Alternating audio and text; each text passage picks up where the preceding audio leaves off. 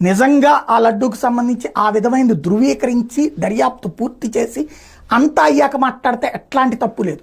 కానీ కేవలం మన జూలై తర్వాత వచ్చినటువంటి ఒక ట్యాంకర్ని బేస్ చేసుకుని టోటల్గా ఇన్నేళ్ళు 5 ఏళ్ళు అలాగే తినేస్తున్నారు, అయోధ్యకి అయ్యే పంపించేశారు, లేకపోతే మొత్తం నాశనం చేసేశారు అనేటటువంటి ఒక దుర్మార్గమైనటువంటి ప్రచారం ఇప్పుడు రాజకీయాలకు పదే పదే వాడుతున్నటువంటి నేపథ్యంలో కోర్టు దాని మీద ప్రత్యేక విచారణకు ఆదేశించడం, దాంట్లో సిబిఐ డైరెక్టర్లు అట్లాగే ఇక్కడ సిబిఐ అధికారులతో పాటుగా ఇక్కడ ఉన్నటువంటి వాళ్ళని అందరినీ పెట్టడం ఒక ఎత్తు అయితే, తాజాగా ప్రధానమైనటువంటి అంశం ఏదైతే కీలకమైనటువంటి అంశం, రాజకీయ నాయకులు జోక్యం చేసుకోవద్దు, దీని మీద మాట్లాడద్దు, లడ్డూ మీదన ఎలాంటి వ్యాఖ్యలు చెయ్యొద్దు.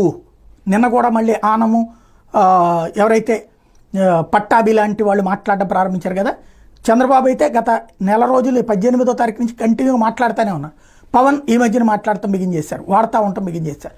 ఇప్పుడు రాజకీయాలకు వాడుకోవద్దు, రాజకీయంగా లడ్డూ విషయం మీద వ్యాఖ్యలు చేయొద్దని జస్టిస్ గవాయ్ చాలా కీలకమైనటువంటి ఆదేశాలు ఇచ్చారు. తద్వారా ఇదో రకంగా కూటమికి స్ట్రాంగ్ అయినటువంటి డోస్ అని చెప్పాలి.